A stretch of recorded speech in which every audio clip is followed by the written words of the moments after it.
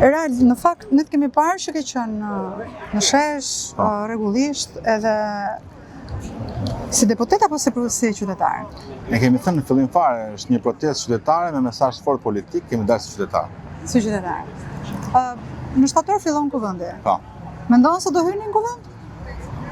Ne kemi shkuar në kuvend, sepse konsiderojmë një hapësirë shumë të rëndësishme, edhe kur janë bërë protestat jashtë kuvendit, kemi folur për protesta në kuvend. Madje ato vejës që janë hedhur ndaj deputetëve i kemi cilësuar të drejta, sepse deputetët nuk duhet të kenë frikë apo të ofendohen nga hedhja e një veze, por duhet të kuptojnë mjaft mirë mesazhin e kësaj proteste që ne konsiderojmë historik.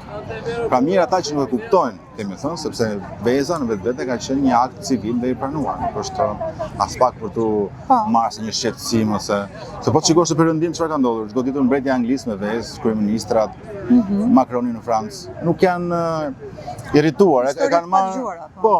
E kanë marrë si një sinjal të caktuar, të japësh mesazhin e caktuar, kjo është ideja. Në fakt, kur të pyeta, a do lejoni të pyeta në sensin e përgjithshëm të kuvendit, jo juve personalisht, se ju dini që keni qenë një deputet në protest, po flas për pjesën tjetër për cilën flitet që në shtator këta njerëz tu nuk do lejojnë deputetët të futen në kuvend. E kuptoj. Duke ndaluar atë misionin që ata kanë për Unë e kuptoj shumë mirë pyetjen dhe në një çështje jemi dhe ne dakord. Pra ne besojmë që ky parlament nuk është legjitim. Ne jemi pjesë e parlamentit, sigurisht me votat tona, me votat të drejta, 2 deputet jemi. Çfarë s'kan bërë aty për ta mbyllur gojën, na kanë përjashtuar. Agronershteri nga përjashtuar 5 muaj gjithsej.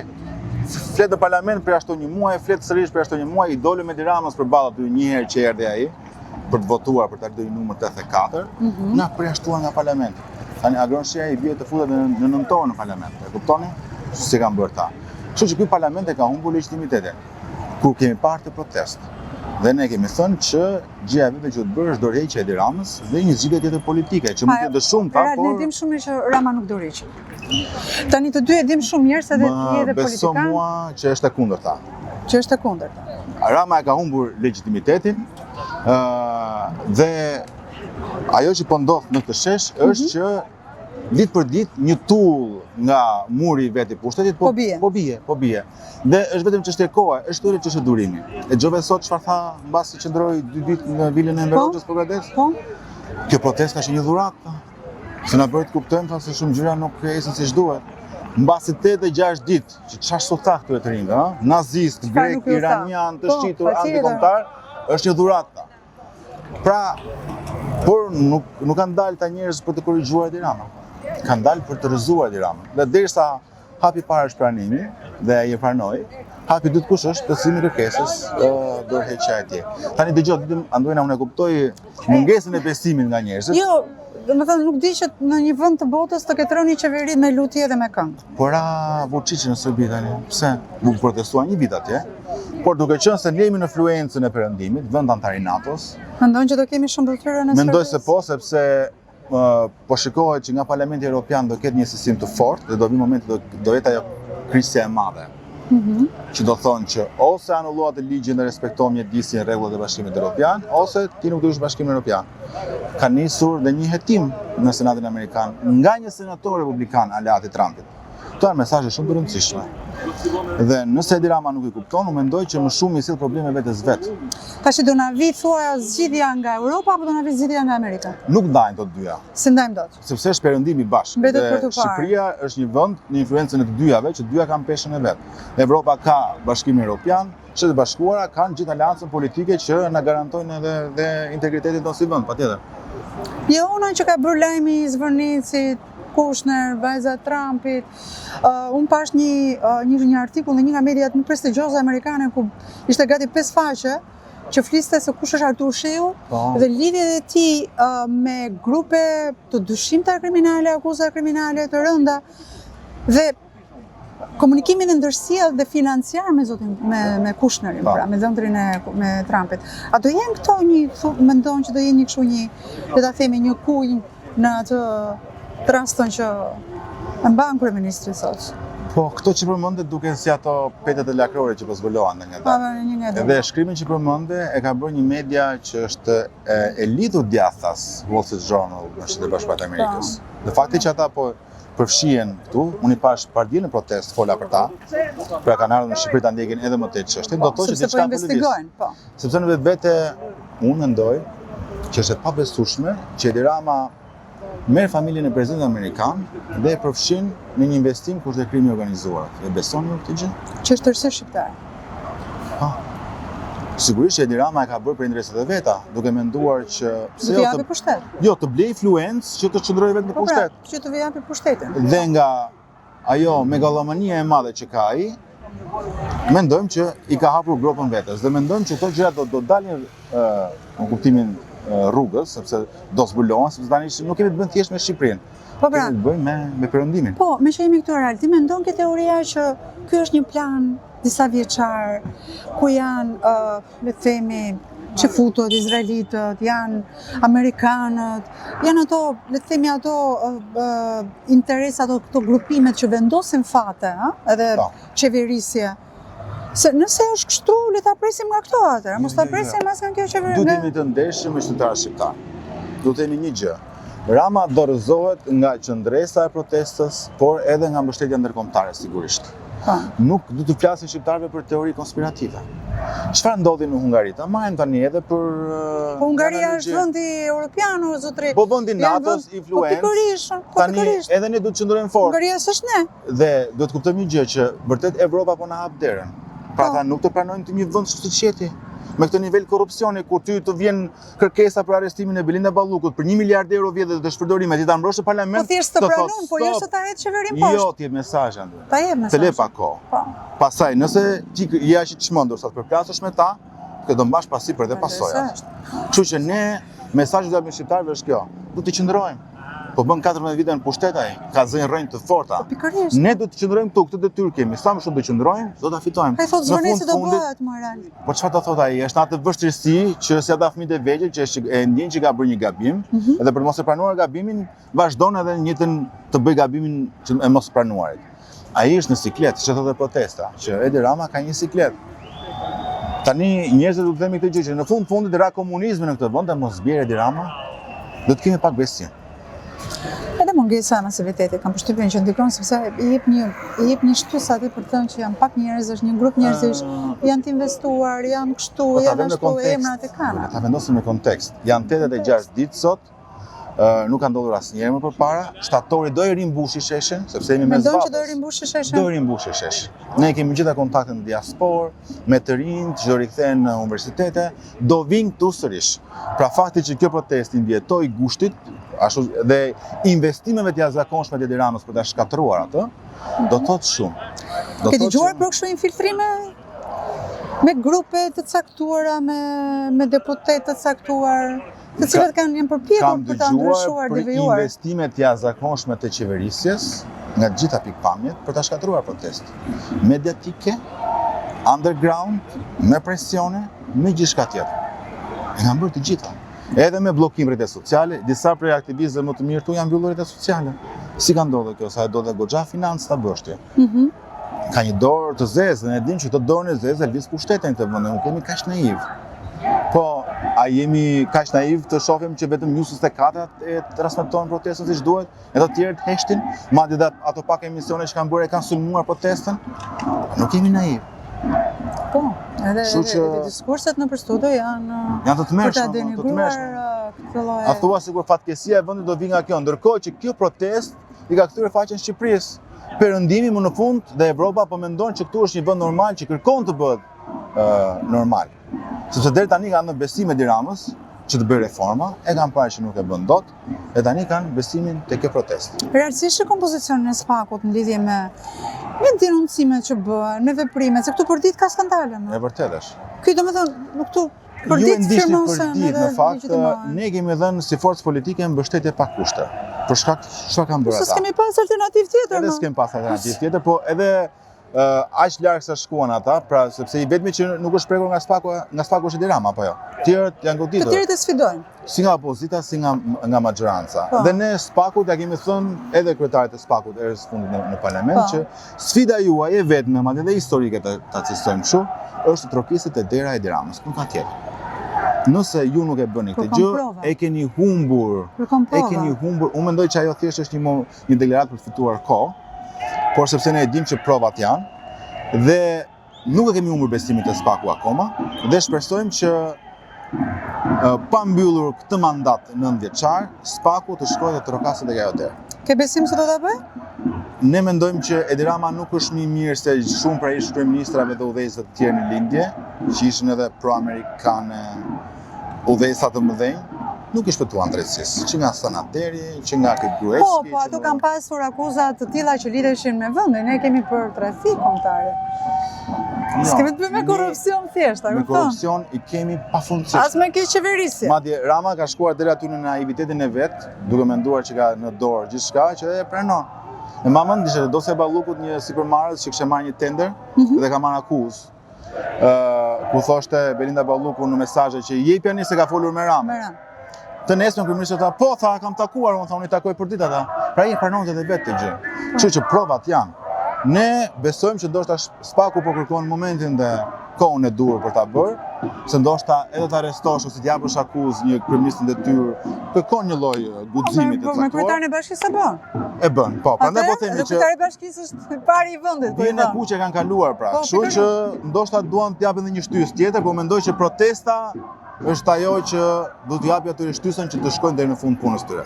Po, unë mendoj që nëse ka një institucion që i lejon këta njerëz si akoma shesh, është pikërisht policia dhe prokuroria e posaçme, por edhe një pyetje tjetër kisha real, që lidhet me atë që diskutohet që mund të ketë një qeveri teknike. Po. Je pro qeverisë teknike, mendon që jep një zgjidhje? Dgjoj, ne u kemi qëndruar larg këtyre ideve dhe debateve politike me idenë se nuk mund të flasim ne kur peshku është në detet i Vatikanit sja. Pra, duhet të qëndrojmë kërkesës për dorëheqjen e Edi Ramës. Se vjen më pasaj ka 100 skenare të ndryshëm politike, sepse pyetja që bëj unë është kjo. Kush do bëj qeverisën teknike? 83 deputetët e Edi Ramës prap? Se ka një lloj nonsensi dhe këtu. Pikërisht pra. Shumë e rëndësishme që të çlirojmë vendin nga dorëheqja e Edi Ramës, sepse pastaj ndryshojnë gjërat. Sa kohë Edi Rama është në pushtet, të harrojmë iluzionet se mund të bëjë Rama një qeverisje të mirë që të bëjmë zgjedhje të rregullta. Do të largohet Rama pa kushte. Pastaj ajo krijon një proces të një vullnet tjetër për krijuar ndaç qeveri teknike, ndaç zgjedhje të parakoshme, janë të gjitha mundësitë të hapura pastaj.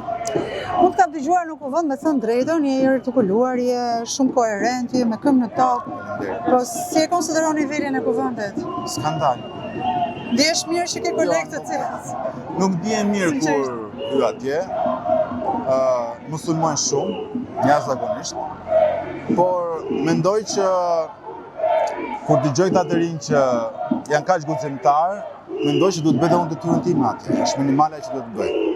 Postulati që një popull meriton qeverisjen që ka, atë vjen keq që ne kemi deputetë të tjerë, që vendosin për fatet tona. Mua më vjen keq që shqiptarët janë një popull vital me një histori të jashtëzakonshme të madhe dhe kanë qeverisjen që nuk e meritojnë.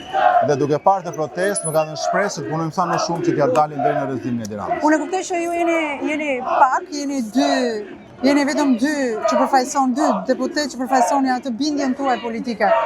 Por do keni një strategji të re në shtator në lidhje me funksionimin politik tuaj.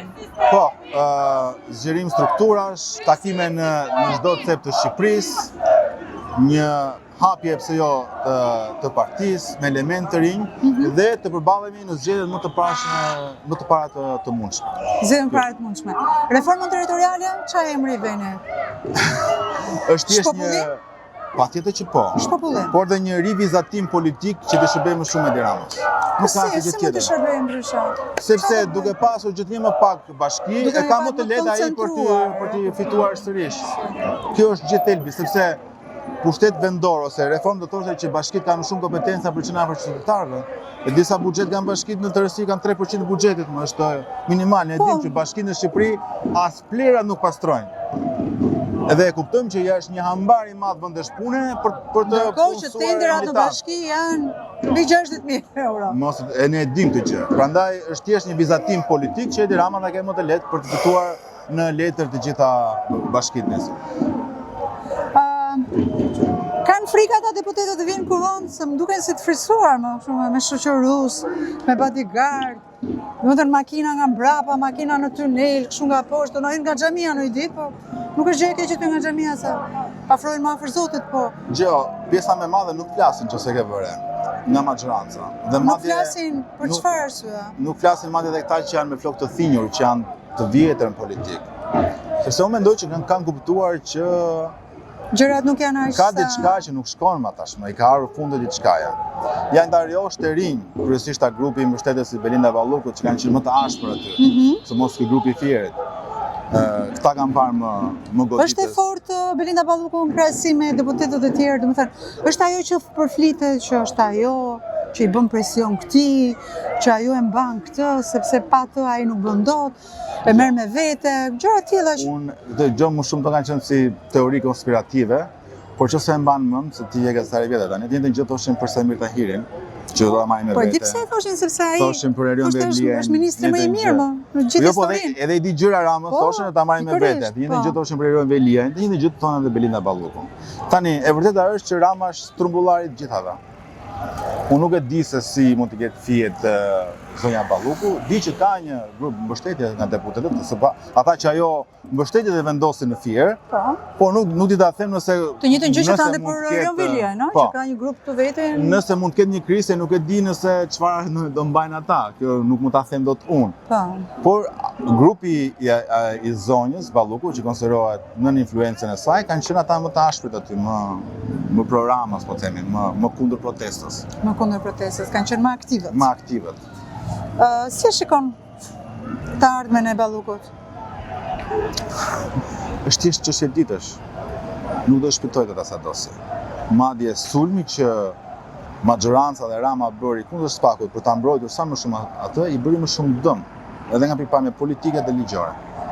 Sepse nëse një gjë mund të bënte ajo, ishte që në moment që kishte akuzën, jepte dorëheqje nga gjithçka përballë me drejtësinë. Ky është standardi evropian, edhe standardi i drejtë. Në momentin që e sfidon drejtësinë me ato prova dhe akuzat që kemi parë, ne e kuptojmë që fundi i saj nuk do të jetë dëshirueshëm. Në kuptimin do ketë njëjtën fat si zoti Velia e tjerë, të cilët po dy standardizimi i Ramës në raport me njerëzit e tij, që ca i ka mbajtur dhe ca i ka lëshuar. Mendoj që Rama i ka mbrojtur të gjithë, por në forma të ndryshme, po ta kesh vënë re. Benameta nuk e mbajti. Dakor, po sepse ishte dalluar prisja, e mbështeti, edhe ne dim që ka influencuar dhe në gjykatë kushtetuese që të mos bëshin zgjedhjet. Tani vonë ka dalë ka thënë që të dali të bëj detyrën edhe pse është me akuza, pra kjo është mbrojtje e Ilir Beqes e tjerave. Me zonjën Balluku ka qëndruar për një arsye. Sepse gjykata vendosi një precedent që zëvendës kryeministri apo një ministre mund të pezullohet në detyrë. Kjo japi rrugën që nesër të ndodhë njëjta gjë Ramës, pavarësisht se ai nuk do të tapi dorëheqje. Sepse hyri ke paradhoma ato thua. Pikërisht, pra ai nuk po mbronte Ballukun, po mbronte veten e vet atë. Mos kryo procedin. Kjo është ndryshimi i kësaj radhe. E shef të mundur që Spaku të hyjë edhe në dhomën e kryeministrit? Unë e thash që ne e besojmë këtë gjë, e inkurajojmë këtë gjë dhe madje besojmë që nëse Spaku nuk shkon deri këtu, nuk e ka kryer rolin e vet historik. Po sigurt thot Spaku që ore kryeministri nuk ka firma në gjëra, nuk i kanë bërë të tjerët në emër të tij, po ai. Le ta themi kështu që do kemi gjithmonë shpresën që do gjendet një prokuror tjetër si zoti Dumani, kurajos, që ta çojë në fund. Më shumë Dumani se sa Braha? Në bindjen time pa. Unë e kam thënë hapur, atë që ka bërë Dumani është historike. Braho ka ende kohë, se s'ka bërë ende vitin në krye detyrës, nuk e di se do jetë streveçari i tij, por Dumani bëri historinë në mendimin tim. Amerikanët si thua, kanë ndikim në vendimet e Spakut? Janë garantët e Spakut. Do me thënë, fakti që Spaku zvepron do të thotë që kanë direktiva. Kanë garancinë, nuk mund të them se pastaj hyjmë në teori konspirative, por për të gjithë njerëzit që sot janë arrestuar nga Spaku, ka pasur teori që janë të paprekshëm se kanë lidhje ndërkombëtare etj. Ka rezultuar e kundërta apo jo? Po. Dhe mendoj që çdo kush që hap teori të tilla më shumë i bën dëm vetes. Po ja, për shembull rasti konkret real, se po ngacmon, prandaj po të mbaj. Jo, me kënaqësi. Është fakti që Eren Velea ikon në Amerikë në momentet ku e kishte marrë vesh që do arrestohej. Nga spaku dhe mbaj mend që ka qenë ajo data 31, kur zoti Berisha, lideri i opozitës, deklaroi që po arretiset. Po. Sepse do arrestohet, por Lalieri vrapoi thoshte që do kthehen do ndondes dritat e pemës vitit të ri. Në fakt, Lalieri mori një garanci dhe pse ishte shumë afër Alex Sorosit, për cilën e pam që edhe kryeministri shumë afër zotit Soros, dhe pam që nuk pati një vendimmarrje shumë pozitive, edhe pse Alex Soridar ktheu i tha Lalierit se deri për zgjedhje ty nuk të arreston njëri. Atëherë Është merit e Dumanit, është direktive amerikanëve, apo është një lëshim i Ramës? Do të thënë, kush jo, ka këto? gjithë kjo histori e treguar bukur nga ana jote, tregon që Ka të vërteta. që shumë prej teorive që janë hapur nuk janë të vërteta. Pra, shumë për çështjeve që kanë nisur Spaku, etj, ajo gjithë betejë që po bëhet për drejtësinë në mënyrë që të luftohet vërtet korrupsionin në këtë vend, nuk është çështje e një direktive ku është një vendim i madh. Dëgjoj, në Perëndim, që është marrë vendimi do mbajmë Shqipërinë në influencë perëndimore, kanë kuptuar një gjë. Kjo ligj që ka 35 vite që nuk shkulet nga pushteti, shkulet vetëm me një gjë, me drejtësi, sepse janë shumë korruptuar ata. Kështu që pasi vendimi nuk ka më kthim pas, nuk është më çështje individësh, pra këtë po them. Po. Sepse kemi parë në vendet e tjera, do ta shikojmë në kontekst. Në vendet e tjera ka ndodhur e njëjta gjë, edhe kryeministra që kanë qenë aleatë amerikanëve, janë godit nga drejtësia se kanë qenë të korruptuar. Nuk mbrohesh dot nga provat e faktet. Okej. nga lidhet politike që ke, Po. kur ti e ke mbush kupën. Nuk mbrohesh më. Kështu që le të fryjnë teorive konspirative sa duash, është marrë një vendim tjetër shumë i rëndësishëm. Shqipëria të bëhet një vend demokratik normal. Kështu që dhe protesta është në këtë kontekst. Mendon që Rama shkon i pandehur vetëm apo bashkë me stafin e tij? Po vështirë, nuk do të bëj parashikime të tilla, po në besimin tim mendoj që Rama do përballet me drejtësinë. E ka të pashmangshme fatin e vet. Madje mendoj shpesh që fakti që reziston shumë për mos dhënë dorëheqjen është pikërisht se mendon se do gjej garanci të shpëtojë veten e vet. Nuk beson që është një projekt disa vjeçar të superfuqive të huaja, të cilat vendosin për fatet e një vendi? Jo, ne do të jemi mirënjohës që Perëndimi na mbështet. Se po mos ishte Perëndimi, ti e kupton se çfarë mund të bëhesh këtu. Perëndimi është garant që Shqipëria të vazhdojë të ecë përpara dhe është vendimi, pra Spaku, drejtësia e re u ngrit me mbështetjen e Perëndimit. Po. Kështu që nuk është çështje individësh. Kështu që fal influencës Perëndimit, unë besoj që ne do kthehemi të paktën një vend normal. Se nuk jemi një vend normal. Jo, se me jemi në marrë. Madje ka zëra rarë që në këtë protest, ata njerëz të cilët kanë qenë të interesuar që kjo protestë të bëhet, pra që të ketë kaq masive, që të ketë një revoltë qytetare, kanë qenë edhe ndërkombëtarët, pra Perëndimi, që mund të jetë që flitet që janë British Council, Shteti Federal Gjerman, apo edhe Shtetet e Bashkuara të Amerikës. Sepse unë shikoj edhe një shmangje të ambasadave të cilat janë në Shqipëri në lidhje me këtë protest. Edhe pse kemi parë disa element, figura të rëndësishme, qoftë edhe ambasador, që janë edhe afër Ramës, po të cilët kanë qenë për të parë se çfarë ndodh në shesh. Ke një mendim për këtë? Po patjetër që kam. Cili? Nuk se do të bëj teori se nuk më takon. Nuk bën teori, ne jemi njerëz që dim shumë, po flasim. Po themi diçka që është fakt. Po. U bën 86 ditë protest dhe media më të rëndësishme perëndimore janë në Tiranë. Është vërtet apo jo? Po patjetër. Reuters ka qenë në Tiranë, vazhdon e vjen. Wall Street Journal ishte, Deutsche Welle ishte, madje kanë bërë një shkrim shumë të rëndësishëm dje. Pas 86 ditësh. Pra mediat më të rëndësishme perëndimore janë këtu dhe po raportojnë për protestë. Çdo kush që kupton fare pak e ndjen që pra Perëndimi është këtu. Është me këtë protestë. Është me këtë pra protestë. duan ndryshimin e Shqipërisë. Po. Pra në këtë sens, pra që Perëndimi që kërkon një Shqipëri normale, kërkon një Shqipëri normale. Po ata që kanë mbledhur Shqipërinë, janë të interesuar që kjo protestë të vazhdojë apo jo? Që kanë mbledhur Shqipërinë? Ata që kanë mbledhur. Ata të korruptuarit. Jo, dhe më flitet ashtu.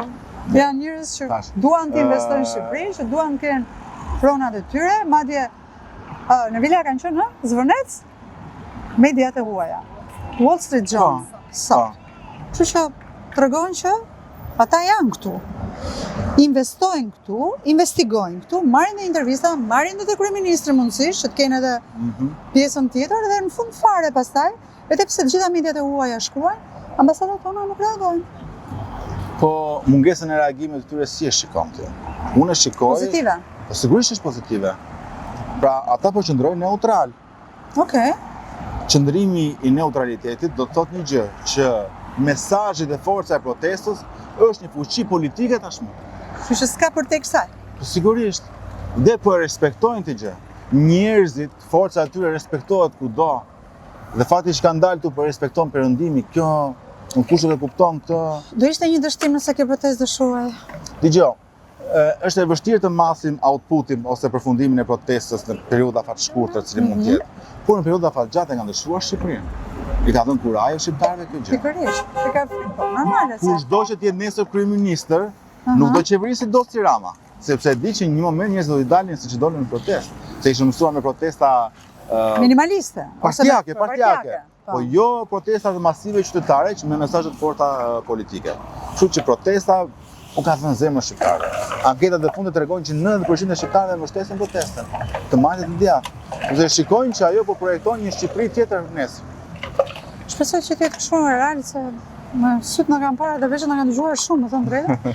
Por derisa të bëjmë dorën me zjarr, ne nuk besojmë që gjërat do ndryshojnë. Unë personalisht shikoj një SPAK të heshtur. Nuk do të thoja, nuk do të dhija emër tjetër, po duke parë se çfarë ka bërë SPAK-u më përpara, se çfarë po bën tani me gjërat që janë shumë herë më të ekspozuara, nuk më duket normale dhe ka shidhuar shumë deputetëve të kësaj qeverisje, cilët janë me dosje në SPAK, vazhdojnë edhe bëjnë politikë, edhe bëjnë edhe fushata, bëjnë edhe lek, bëjnë edhe çdo gjë çfarë duhet, ndërkohë që SPAK-u vazhdon të thotë kemi në procedimet i marrë. Kjo është një arsye për të vazhduar protestën edhe më shumë. Po unë besoj që inshallah ndodh që ky popull merr meritat e një prokurorie të posaçme ose le t'ja vëm se duash të emrin, por mendoj që në asnjë vend botës nuk shoh që një protestë e paqët mund të rrëzojë një qeverisje kaq të rafinuar siç është